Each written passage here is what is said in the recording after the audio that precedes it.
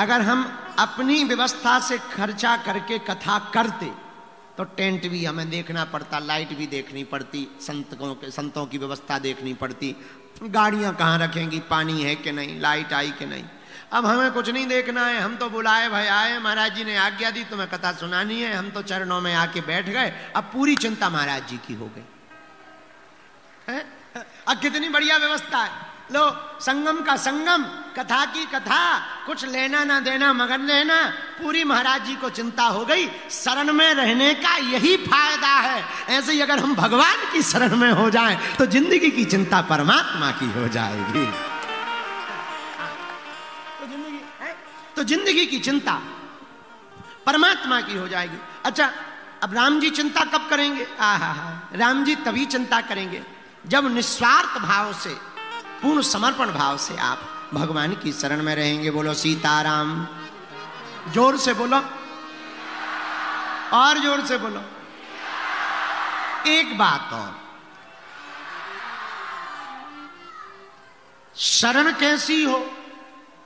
कुछ लोग शरणागति लेते हैं, घर में भाई खटपट, सो चल बाबा के मटपट, गुरुजी ने काटी चोटी, मांग खा बेटा रोटी। हाँ, कुछ ऐसे भी बाबा बनते हैं।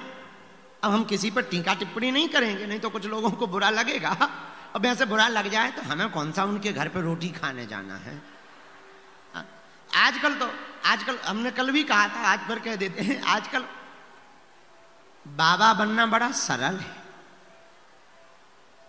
पर बाबा हो जाना बड़ा कठिन है।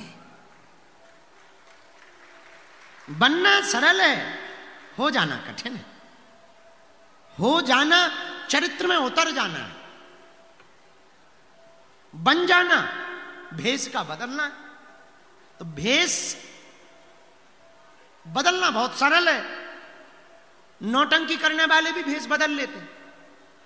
हमारे गांव में एक आदमी मर गया है, वो हमेशा तलवार लेके घूमा करता था, बड़ी बड़ी मूछें थी उसकी, और सिर पे टोपी, वो भी फटी हुई टोपी लगा लेता था। उससे कभी भी पूछो कि तुम क्या हो, वो कहता था कि मैं राजा हूं, राजा। अब चूंकि उसकी गलती नहीं है, उसे यही लगता था कि मैं राजा हूं, तो भेष बदलने में भी कोई दिक्कत नहीं है, बोलने में भी कोई दिक्कत नहीं, पर राजा हो जाने में बड़ी दिक्कत, बड़ी कठिनाई है।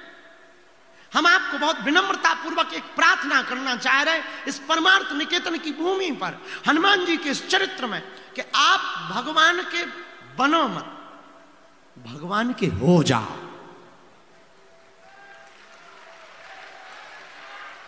हम भगवान के बन जाएं। किसके बन जाएं? जोर से बोलो, किसके बन जाएं? और सुनो मजे की बात, जो भगवान के बन गए वो भी बन गए। हाँ।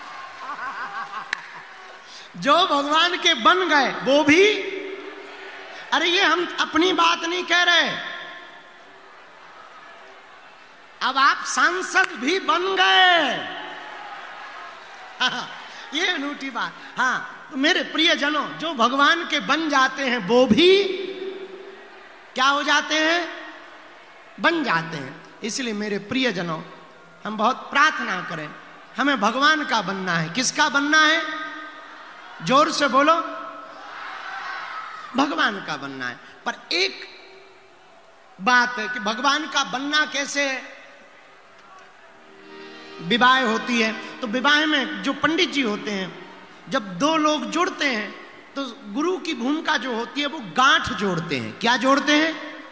आपने सुना होगा, हमारी भारतीय सनातन पद्धति में जो आचार्य वैदिक परंपरा का पालन करते हैं वो गांठ जोड़ते हैं। दो लोगों के कपड़े को लेते हैं, एक वर के ऊपर होता है, एक दुल्हन के ऊपर होता है, और वो कपड़े की गांठ बांध देते हैं। यही गुरु का काम होता है। गुरु भी आत्मा की गांठ परमात्मा से जोड़ देता है। लेकिन वो गुरु कौन होगा जो हमारी आत्मा की गांठ को परमात्मा से बांधेगा? हमारी नजर में एक गुरु है, जय जय जय हनुमान गोसाई, कृपा करो गुरुदेव की नाई। जय जय जय हनुमान गोसाई, कृपा करो गुरुदेव श्री राम जय राम जय जय राम, श्री राम जय जय राम। मेरे प्रिय जनों, गुरु का काम है जीवात्मा की गांठ परमात्मा से जोड़ना। गुरु का काम है नर की गांठ को नारायण से जोड़ना। गुरु का काम है भैया इस मायावी संसार में रहने वालों की गांठ माधव से जोड़ना। ये हमारे हनुमान जी का काम है। लोग हमसे पूछते कि आप हनुमान जी की बात क्यों करते? क्योंकि हनुमान जी का एक काम है, राम दुआरे तुम रखवारे होते ना बिनु पैसारे। गाओ श्री राम जय राम जय जय राम,